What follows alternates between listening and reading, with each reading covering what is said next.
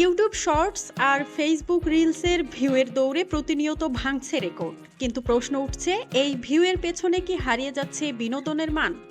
ট্রেন্ডের চাপে অশালীন ও হালকা কন্টেন্টে ভরে উঠছে ডিজিটাল প্ল্যাটফর্ম।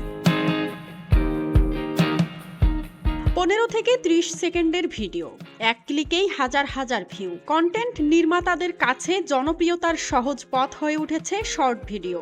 তবে ভিউ বাড়লেও সমালোচকদের অভিযোগ, গল্প, সৃজনশীলতা আর নৈতিকতার জায়গা ক্রমেই সংকুচিত হচ্ছে। ট্রেন্ডে টিকে থাকতে অনেকেই বেছে নিচ্ছেন উস্কানিমূলক পোশাক, আপত্তিকর সংলাপ আর বিতর্কিত উপস্থাপন। এতে তরুণ দর্শক যেমন আকৃষ্ট হচ্ছে, তেমনি শিশু ও কিশোরদের মানসিক বিকাশ নিয়ে তৈরি হচ্ছে উদ্বেগ। বিশেষজ্ঞরা বলছেন, অ্যালগরিদমই এখানে বড় নিয়ামক। যেসব কন্টেন্ট দ্রুত রিয়াকশন আনে, সেগুলোকেই এগিয়ে দিচ্ছে প্ল্যাটফর্ম। ফলে নির্মাতারা মানের চেয়ে ভিউকেই অগ্রাধিকার দিচ্ছেন। অন্যদিকে নির্মাতাদের দাবি, টিকে থাকতে হলে ট্রেন্ড অনুসরণ ছাড়া উপায় নেই। তবে তারকা ও অভিজ্ঞ শিল্পীরা সতর্ক করছেন, এভাবে চলতে থাকলে দীর্ঘমেয়াদে ক্ষতিগ্রস্ত হবে দেশের বিনোদন শিল্প।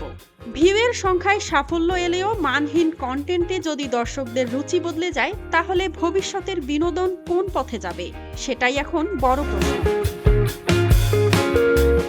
মাঝহাবিন মৌ, ডেস্ক রিপোর্ট, RNB নিউজ।